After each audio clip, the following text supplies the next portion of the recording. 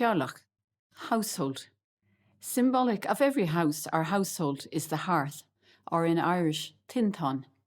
There's no place like home is rendered into Irish by the well-known proverb, there's no fireplace like your own fireplace, níl aon tintan mar the hintan féin.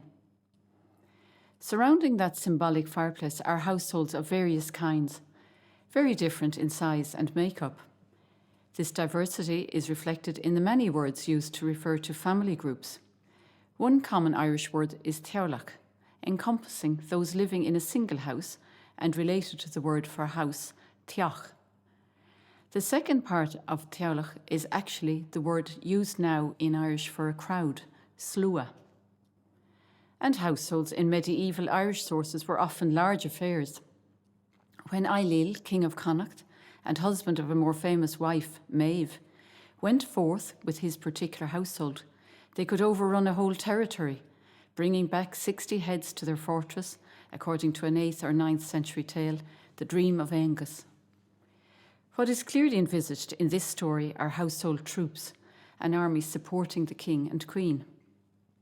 Not just kings and queens, but also famous warriors had their own following or armies, and these too were termed teaghlach. In the case of one particular Connacht hero, Freach, his household was made up of 50 king's sons, each and every one of them the same age as Freach and as gorgeous as he was. They travel with him in splendid attire as he goes to the court of Ailill and Mhaonaigh to seek their daughter as his wife. A household member plays an even more crucial role in a complex love entanglement explored in a 10th century tale, Ronins Kin slaying.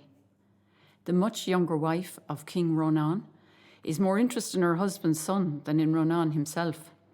The son is having none of it, however, and directs his close friend Cungal to give her the brush off. In this tragic tale, all three, Ronan's wife, Ronan's son, and the son's companion die as a result, their fates as members of the same household intertwined. What we glimpse for the most part in medieval literature are elite households, and indeed the household of the most famous royal territory of them all, Tara, forms the subject of an 11th or 12th century story known as The Settling of the Manor of Tara. In this tale, what is considered to be the excessive extent of Tara's domain is discussed.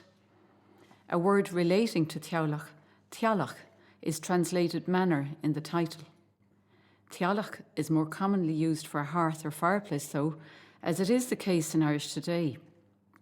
Being at the centre of what was generally a roundhouse, positioned below a hole in the roof to let out the smoke, the Teaghlach really was the heart of the house and household, the Teaghlach itself. If the Teaghlach is at the heart of the household, the tintan is its hearth, and as we know, there is no hearth like your own hearth. Níl aon tintan mar the hintan féin.